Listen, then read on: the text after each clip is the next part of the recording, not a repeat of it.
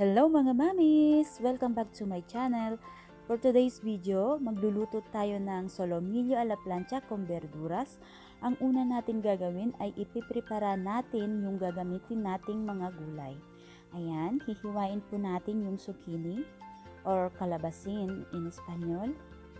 Yan, pagkatapos po nating hiwain ay huhugasan po natin. And then, hihiwain natin yung champiñones or champignon.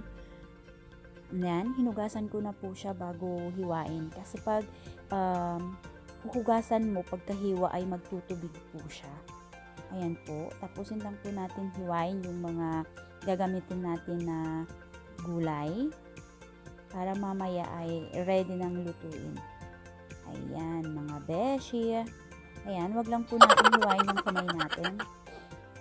Ayan, pagkatapos po natin i-prepare ay hugasan na po natin. Then, kailangan po natin siyang tuyuin para hindi po siya magtubig. Ayan na po siya, ready na. Then, ngayon po ay ipiprepara na natin yung karne. Ayan po ay solomillo. Baka po yan. Yan po ang sobrang mahal na karne dito sa Espanya. Ayan, sobrang lambot po siya. Kung hindi ako nagkakamali, ang kilo nito ay nasa 40. Mahigit 40 or mga 2,000 plus to 5 ganyan sa Pilipinas. Ayan na po siya. Tatanggalin ko lang po yung mga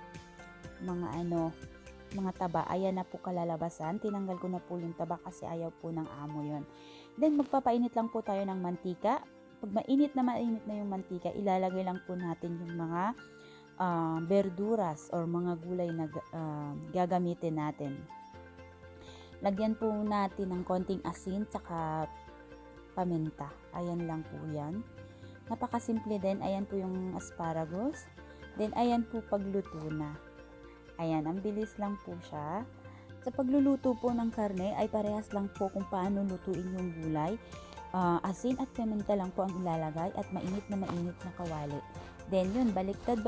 Yes, kapag ganito na po yung texture, pwede na po yan. Ayan, sana nagustuhan nyo yung video. Thank you for watching. Bye! See you on my next video!